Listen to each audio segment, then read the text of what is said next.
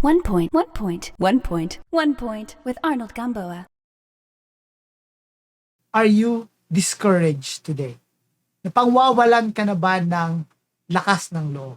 Are you discouraged today? Or maybe you might have experienced being discouraged in the past. Maybe you are downhearted because a project that you've been working on is something that you feel like you need to finish or at a certain time and you haven't really done that. So maybe you are disheartened because you are planning for something big and it is not happening. Maybe you have a vision for your life at this age, at this time of your life, you have something that you feel like you should have accomplished already and it is not happening. Maybe if you are a student, you feel like you have certain goals, some grades, but you are not achieving it and you are discouraged. Or maybe because your relationship is not going well, you feel discouraged. Or maybe for some of you, you feel like you should have some milestones when it comes to choosing a spouse at this point in your life, and you haven't really been achieving that, and you feel discouraged deep inside of you. What can you do if you are experiencing discouragement? Now, some of you, you are Christians, and you're saying, I don't get discouraged because I'm a Christian. Mga Christianese style natin yan, di ba? Sinasabi natin, I'm a Christian and I'm not going to get discouraged because the Lord is always with me. Number one, it is true that the Lord is always with you, and we're going to talk about that later on. But I'm going to give you permission to get discouraged. Because the reality is that being discouraged is a natural response for all of us. Huwag tayong maang-maangan. Kahit Kristiyano ka man, even if you are a Christian, sometimes you get discouraged too. Diba? Huwag kang tatanggi. Nangyayari din sa'yo yan. Even if you are a Christian, you get discouraged too. And I'm giving you permission to do that. I'm giving you permission now to understand where this discouragement is coming from. And the only reason and the only way for you to fix your being discouraged is to figure out where your being discouraged is coming from. You know, if you're going to be asked what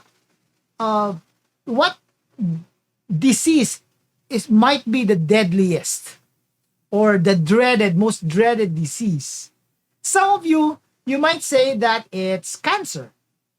Some of you might say that it's AIDS. Or maybe some of you would say that right now it's COVID-19. It's the most dreaded disease.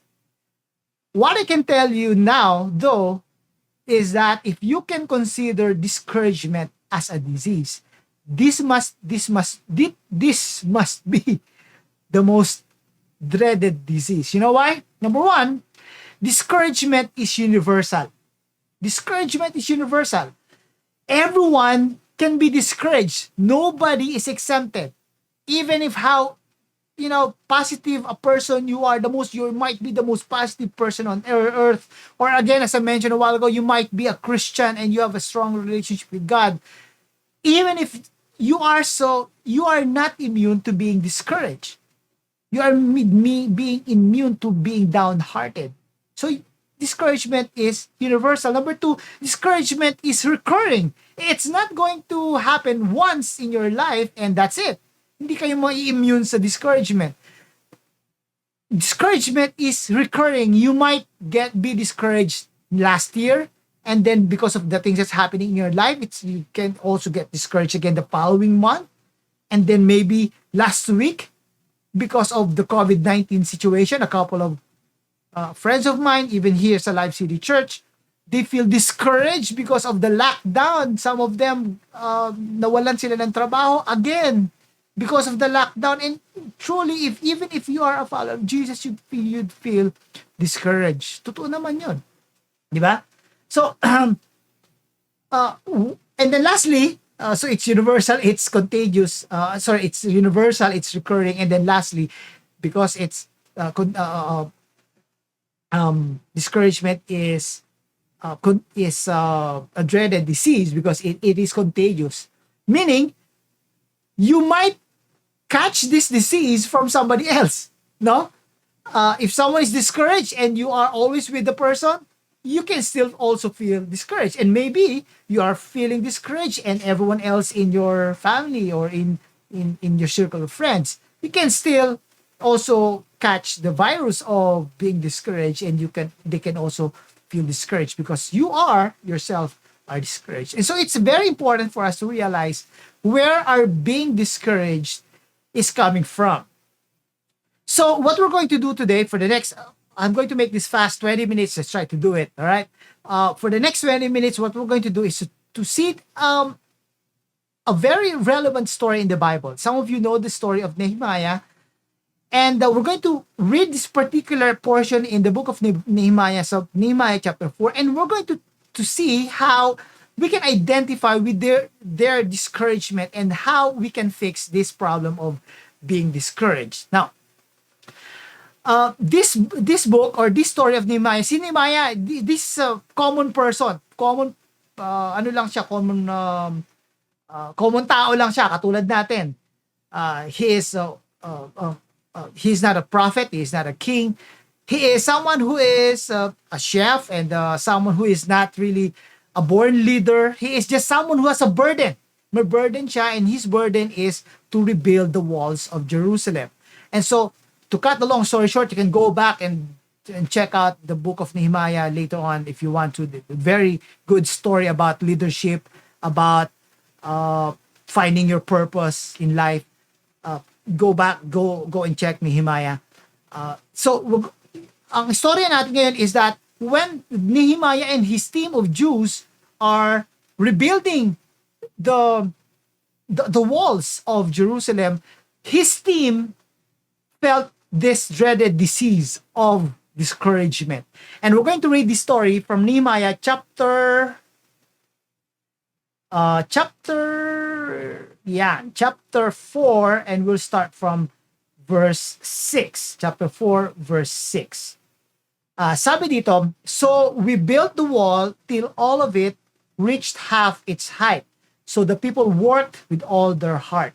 But when Sanballat, Tobiah, and the Arabs, the Ammonites, and the people of Ashdod heard that the repairs of Jerusalem's walls had gone ahead, and that the gaps were being closed, they were very angry. They all plotted together to come and fight against Jerusalem and stir up trouble against it. But we prayed. No? But we prayed, sabi niya. Let me just look at my... Okay.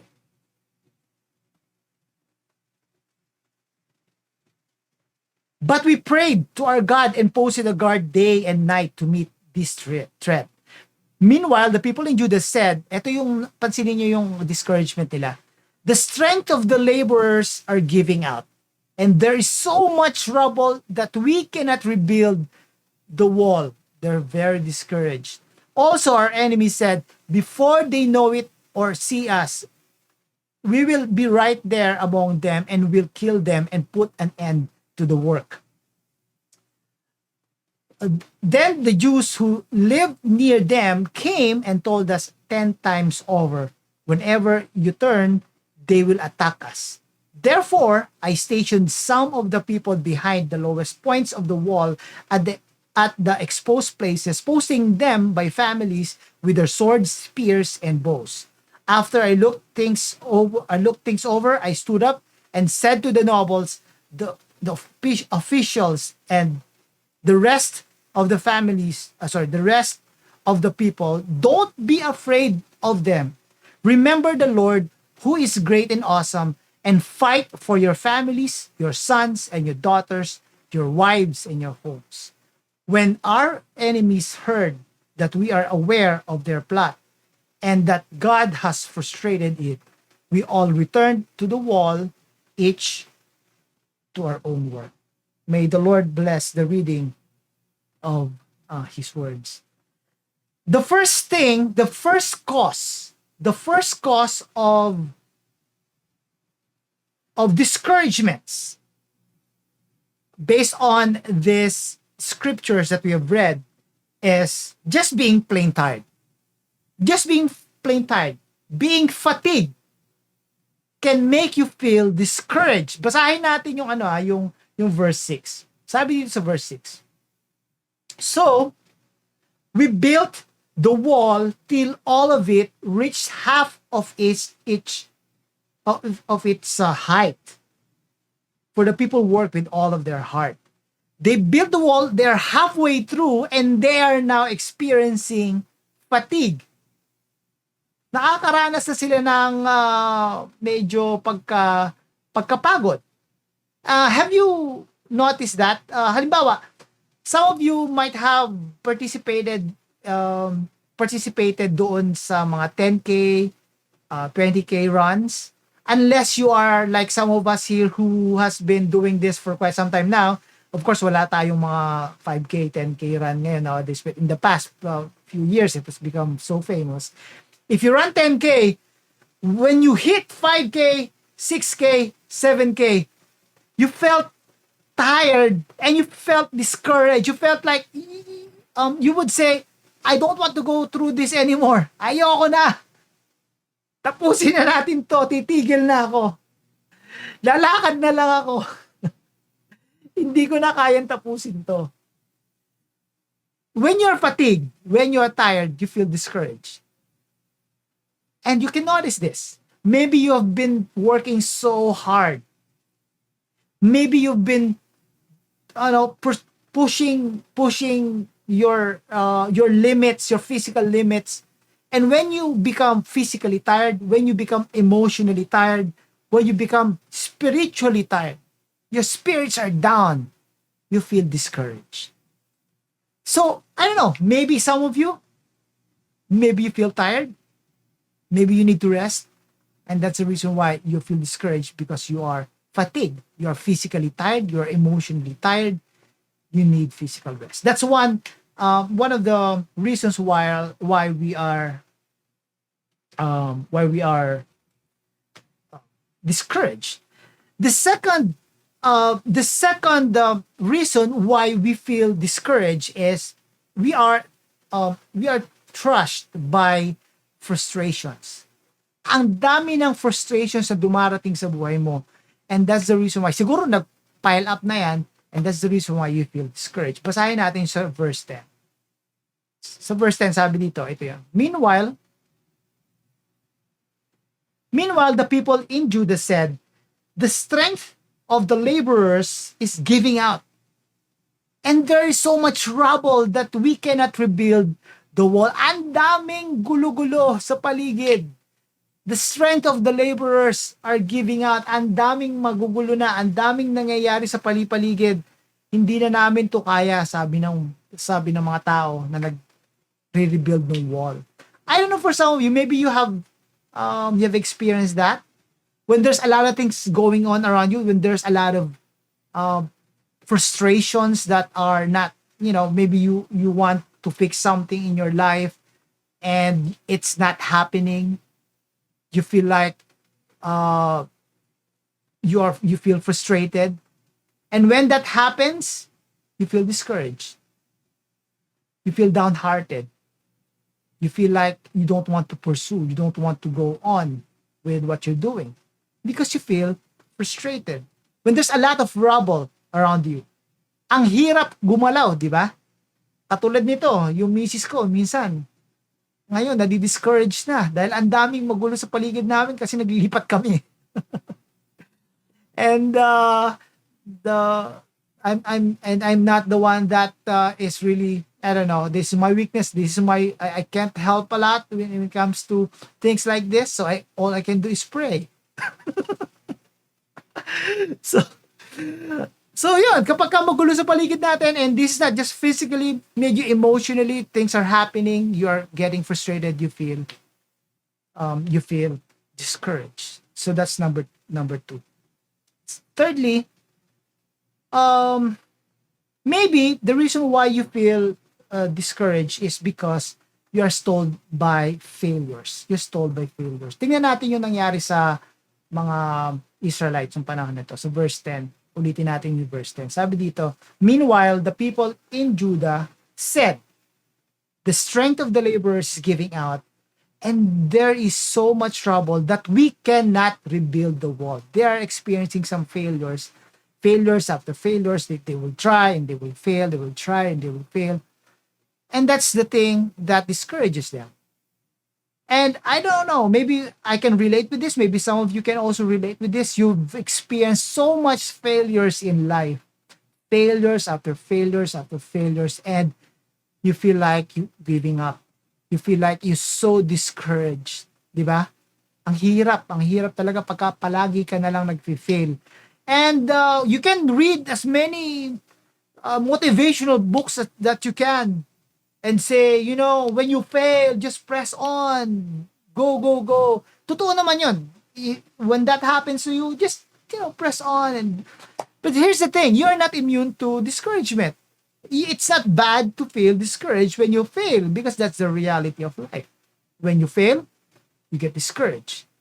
And maybe some of us, we feel discouraged nowadays because there's been a lot of failures that's happening in your life right now. And lastly, maybe one of the reasons why you feel discouraged is because you're stopped by fears. May mga takot na namumuo sa sarili mo. And that's the reason why you feel discouraged. Dito sa verses natin, let's read verse 12. Sabi dito, the Jews who lived near them came and told us 10 times over, whenever you turn, they will attack us. Kasi itong nangyayari sa kanila. They have a plan, and their plan is good. Pero alam mo, ganun sa buhay talaga. Merong mga inggitera, sa paligid nila, ang dami na iinggit. And so, they want to just go ahead and do something bad so that the good plans to rebuild the walls of Jerusalem would be cut down and cut off. And so they fear for their lives. They fear that their plans will not happen because of these enemies that they have. And some of us, including myself, there are times that you feel discouraged because you have fears.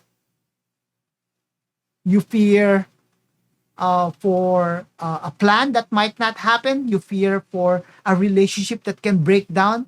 You fear that your career will suffer when you do something. You feel discouraged. And to be honest with you, a lot of us are experiencing fears because of what's going on around us right now with the COVID-19 situation. You feel fears. And this whole COVID-19 pandemic situation, this will leaves us, majority of us, discouraged. And we have to admit that this whole COVID-19 situation left us, leaving us all discouraged. Because we fear. We have fears. We fear for our lives. We fear for the future. We fear for our careers suffering because of this. We feel fear for a lot of things. Now, let's get into business. Few minutes, 5 minutes, 7 minutes to talk about this. How can you beat your discouragement? Paano ba talaga? How can we be able to respond properly to our discouragement? And you can type in sa Google, how can I stop being discouraged? Ang dami yan lalabas. Daming suggestion. There's a lot of suggestion that you can see. And you can do that. Go ahead. No problem. But I'd like to leave you with just one thing. 1 point. Ito yung ginagawa ko palagi every Saturday. Sana you can join me, no? In fact, this message, binigay ako na sila ng preview kagabi. 1 point every Saturday, I'm doing a live stream sa YouTube. Just 1 point. I want to leave you with just 1 point today. If you want to go over your discouragement, you need to do this. You need to go back to your why. Go back to your why. When you feel discouraged, what do you need to do? Go back to your why. Ano ibig sabihin nun? Most people call your why as your purpose in life. Alright? And the only way for you to stop you being discouraged is to encourage yourself. Of course, you need people to encourage you. You need the Word of God to encourage you. But if you want to feel encouraged, you need to go back to your why. Why are you doing what you're doing? What is the reason why you keep on pressing on even if you are still getting frustrated? Even if you fear something, even if you are so tired, even if you are failing, you have a lot of failures in life, why do you still keep on pressing on? Bakit? Bakit ba talaga? And here's the thing. It can give you clarity. When you define your why, it can give you clarity. It will eventually give you this clear vision of what you want to pursue and why you want to pursue. And when you feel discouraged and when you go to this why, you'll suddenly realize, that's the reason why I'm doing this, and I don't need to feel discouraged anymore.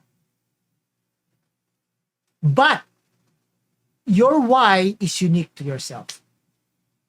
Your why is unique to yourself. You are the only one who can figure out your own why. You are the only one who can figure out what is the purpose of your life.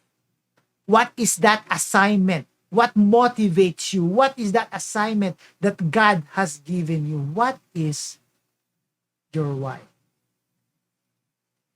Now, if you are a follower of Jesus, you have a bigger why.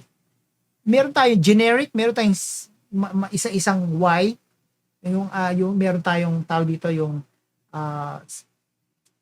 specific why. We have a specific why, and we also have our if you are a follower of Jesus Christ, if you are an overshadowing why, bigger picture why. And our bigger picture why is to glorify God. Anything that you do is for the glory of God. Tingnan nyo itong ginawa nila ni Nehemiah.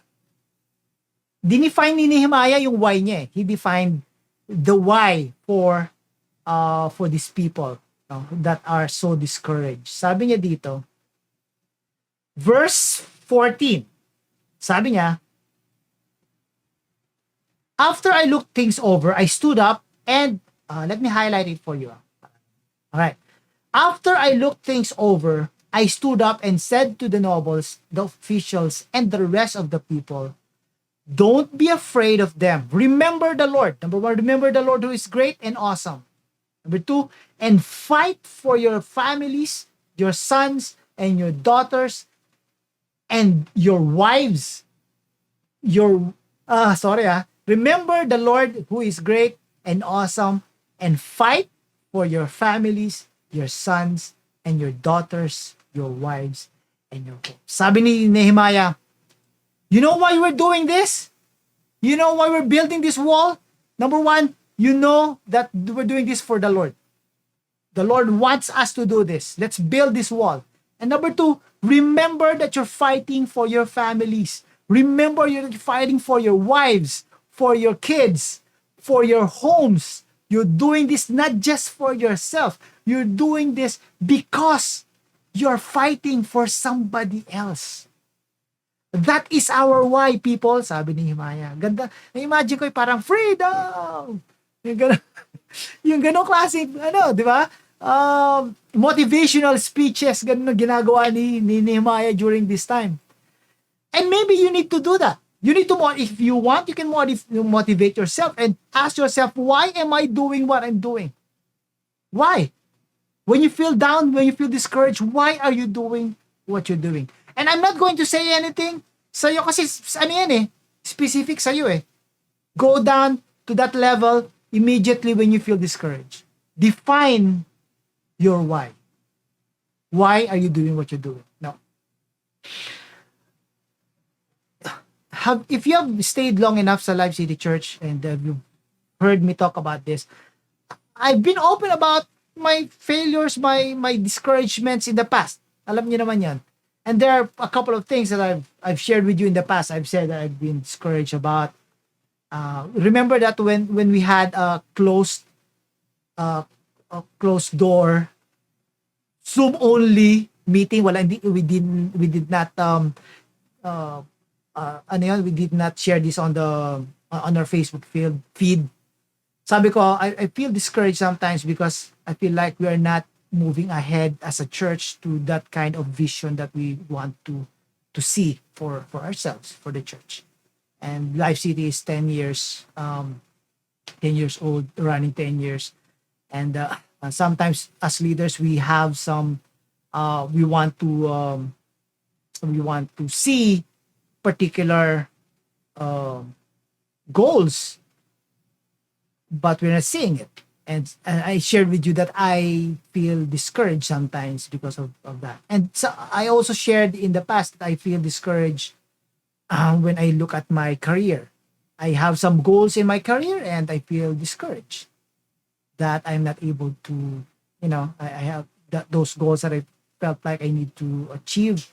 I wasn't able to achieve. And those are discouraging times that sometimes I battle discouragement.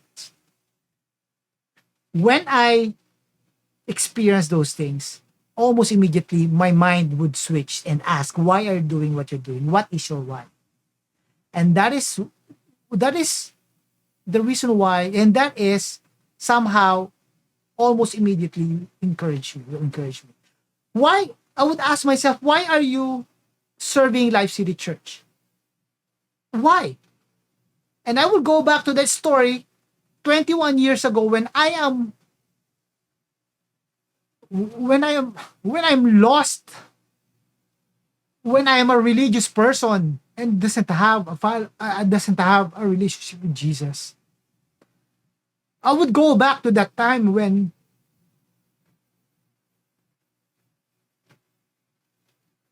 I'm so passionate about sharing Jesus to others. And I'm looking for a place to serve and share the good news of Jesus to others. I will go back to that time when I feel discouraged, that when I don't see what's the time that I felt like I wanted something to happen at Life City Church and it's not happening. I'll always go back to that experience, my born again experience when Jesus saved me. And almost immediately, God will tell me, you know why you're doing what you're doing? Because you want to see more people come to church, come to Jesus.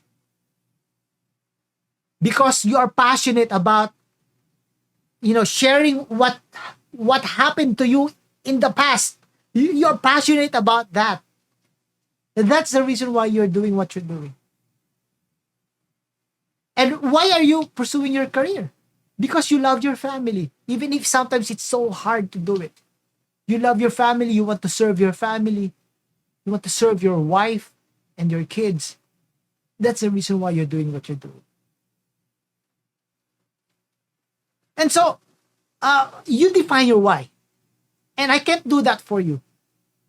Just define your why for yourself. And that will almost always immediately encourage you when you feel discouraged. When you feel discouraged, after understanding your why, always remember this. God's faithfulness in the past, God's presence at present, and God's power for the future. Always remember that. When you feel discouraged, you always remember what God has done for you in the past, His faithfulness. And always remember that He's always with you today. He's with you even if sometimes you feel like you're suffering. He's always and He promises He is with you. And always remember that He controls the future. He is the one who knows the future. And He is the one who knows what's the best for us. And maybe what's best for us is not the one that we are thinking that is best for us. You just have to understand that He knows the future and He is powerful and He will give us whatever is best for us. That's what we need to do. And let me leave you with this. Sabi dito sa Philippians chapter